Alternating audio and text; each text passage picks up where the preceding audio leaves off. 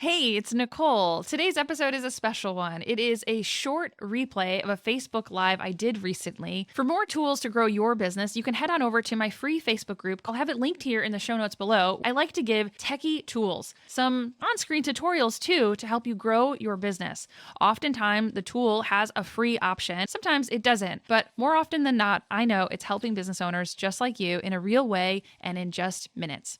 I hope to see you there. Feel free to request a topic anytime. Okay, now let's jump into the show. Hi, Nicole here, and I have my coworker in the background. So say hello to coworker Kyle.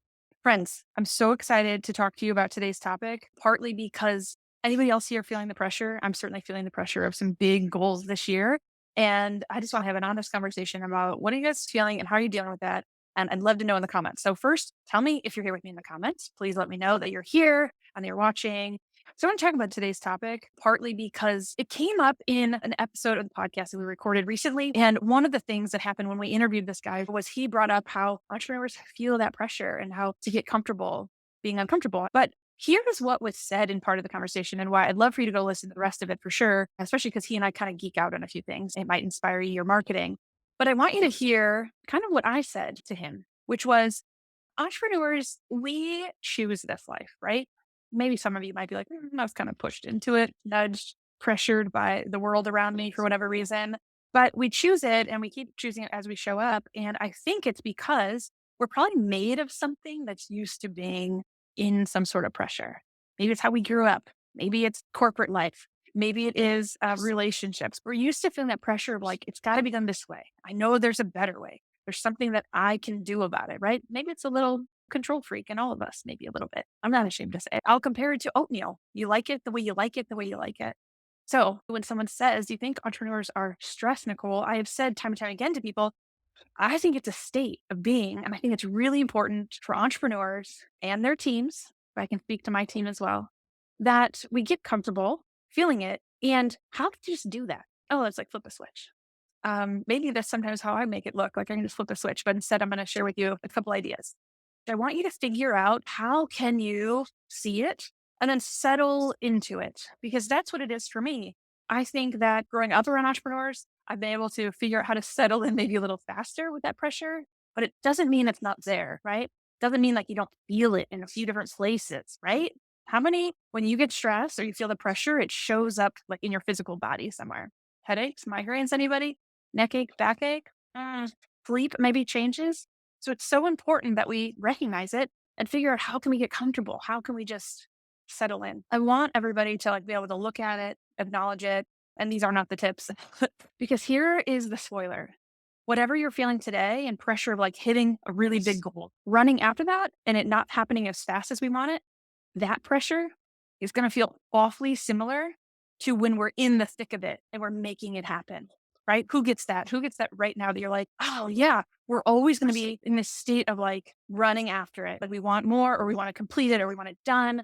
And that feeling right now of pressure of like, okay, we're not there yet is going to feel similar when we're like in it and we're making it happen and we're hitting all those goals and like we're there, right? This is about that journey and you're going to feel it now and you're going to feel it there. So how can you just deal with both? How have you ever Googled how you deal with some stress or pressure? If you haven't, I saved you some time. I decided to look up what in the world is Google telling us. They said a few things. I didn't go do like a deep, deep, deep dive. Number one, track your stressors. I don't need help tracking them. Thank you, Google. But okay. All right, that's a tip. Okay. Then they told me relax. Try to relax. When it said relax, you might see like my little note, like it's a little ha. I think relax, like, oh, just relax is also the equivalent of when you tell a woman, I'm gonna say a woman, that's my experience. If anyone were to say to a woman, just calm down. Oh, bad idea. Death wish, maybe? I think so. So when I saw Google say that, like, just try to relax. I don't think that's helpful when you're like in the thick of it and you're trying to run off that big sales goal or you're trying to run after a new product that you're trying to get off the ground and sell, but like you haven't tested all the things. You don't know where to go with it just yet. And you're like, oh, maybe if I just relax, it'll come to me. No, you're probably thinking, how do I make it work? So the other thing it said, take some time to recharge.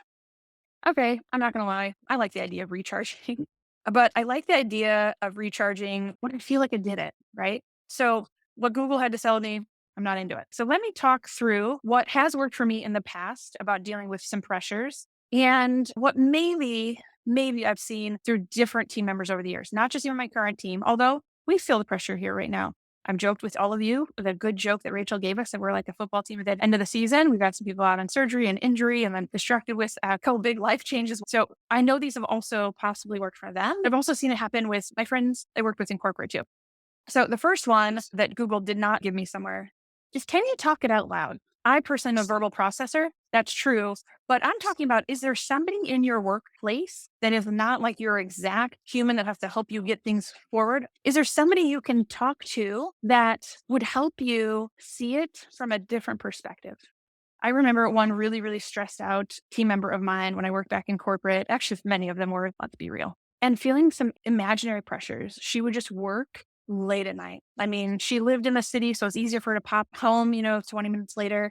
But she would keep working till like 8 p.m. or like had to get it right, like had to like every little tiny little thing. And I felt it was really unhealthy for her to be there that late.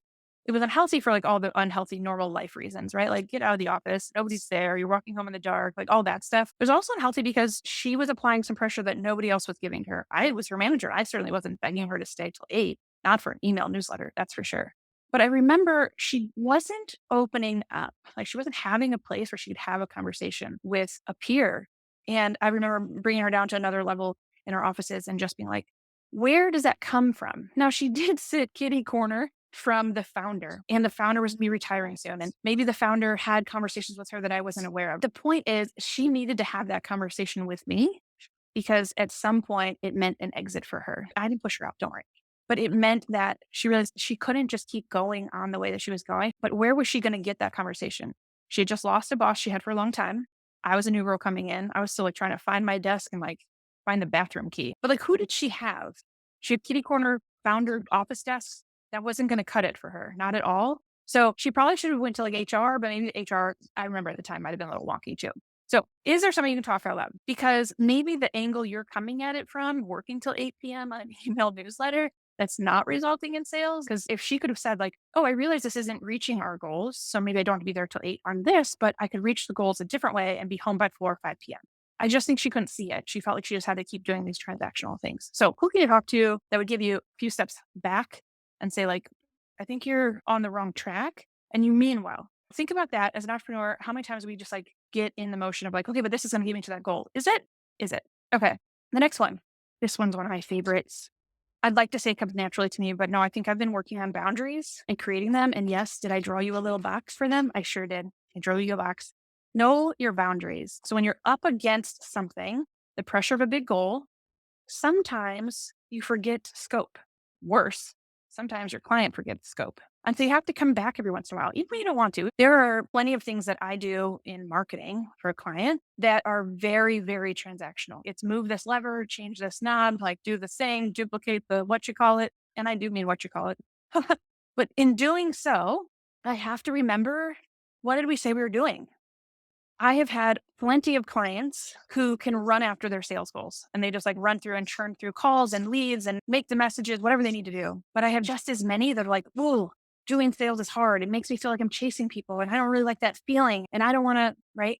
So there's a lot of that. And I always know that right there, while I can cheerlead them on the best way that I can, and certainly on a video like this, I'm not going to be able to forever cheerlead them on to make the calls.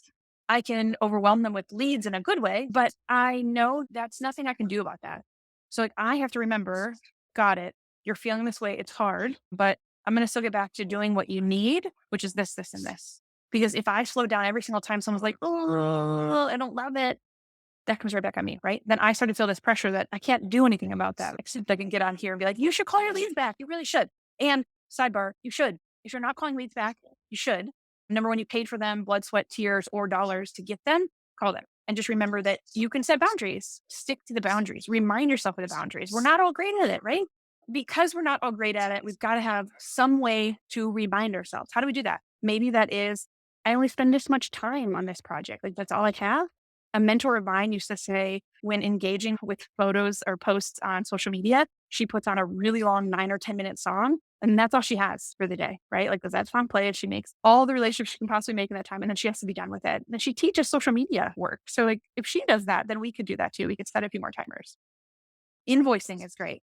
You have an invoice?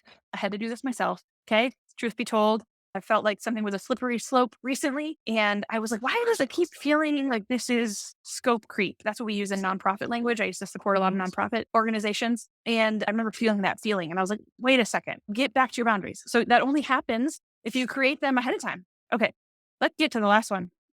Let it fly. Whatever pressure you're feeling is building up and means to me, there probably is something even bigger than the thing you're working on.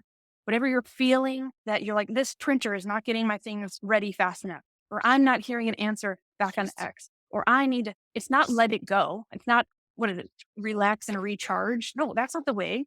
No, at least for me, what works for me is it's a signal that there's something else, that there's something more, something bigger. So whatever it is that you can let fly or have a conversation, don't pre-plan your conversation. That's a topic for another day. But when you can, just say, I'll let this fly. So you're feeling pressure of, let's be real, okay? Entrepreneurs, we feel it on the workforce. We feel it in the sales realm, right? We feel it in our relationships at home. You feel it so many different ways, like what could impact your business. That pressure is not going to go away until you put it into something. Like that elephant on your chest, in the middle of your shoulders or your lower back, that feeling, we want that lifted off of us. Sometimes it's how do we make the pressure fly away from us? How many times have you felt urgency or pressure around something, or the need to control something even tighter? The need to like, oh, I want it done my way, this way, because I like it the way I like it. And you found that something did flip, something, your attitude, or somebody said something because you talked it out, something happened. And maybe you let that thing out into the wild. Maybe you let the product go imperfectly. Like I've done workshops that were not perfect. We did a workshop this year, Wow and Win is what we called it. And afterwards I was like, that was the worst name. Why did we name it that? And so now we need to go back in and we just like need to change that one little piece. But it was more important that I was able to give my clients, my students in that workshop what they needed. So how can you let it fly? You could track what makes you upset, I guess. Thanks, Google. I don't need a diary of what makes me stressed out and upset. Okay, but I guess you could to identify what really is the problem. And you could try to relax. So funny. And you could just take time away from the thing, and maybe that would help. Certainly, a good night's sleep always helps me. But instead, if you could just make a plan to talk with somebody, but then find a way that you can stick to those boundaries. Is there a way that you can identify the scope of a relationship? And then finally, don't let it go. Let it fly. How can you use that pressure to propel that thing out of your life or something else forward? This isn't as techy as the tools and tips I usually give to grow your business, but I'm going to tell you, I think a lot of people are feeling lots of pressure right now. Rachel tells me it's true, and the entrepreneur she talks to. I'm feeling it's true because I see so many people like hesitating and not making, the move that they want to make right now in their business for lots of really good reasons. Some excuses, some are really good reasons. But I think collectively together that like we could just like Red Rover this kind of thing and just think like, okay, we're all together, we're going to take some steps forward. I think you'd find that this might be one of the toolkits that grows your business in a completely different way. So tell me if this was helpful. I only know when you do tell me. Tell me if you listen to the podcast because this one is a great one. It is of the guy, Will Russell, Launch in Fives. He and I geek out about marketing, and Matt on the call is quiet. And then all of a sudden he's like, hey, I just learned something. So I think you might get a kick out of that portion. We certainly cover everything about when we're feeling this pressure and how we have to settle into it. As always, if there's something that I can help and share with you on a toolkit video like this, message me in the comments or DM me, and I'll be back next week to share it. I'll talk to you soon.